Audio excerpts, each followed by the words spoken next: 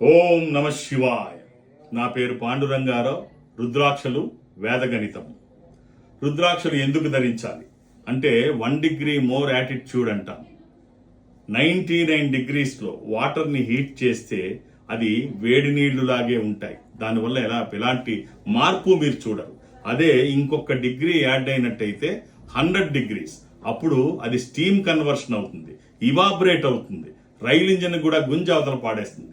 99 డిగ్రీస్లో ఏమి కానిది 1 degree add అయితే ఇన్ని అద్భుతాలు జరుగుతాయి.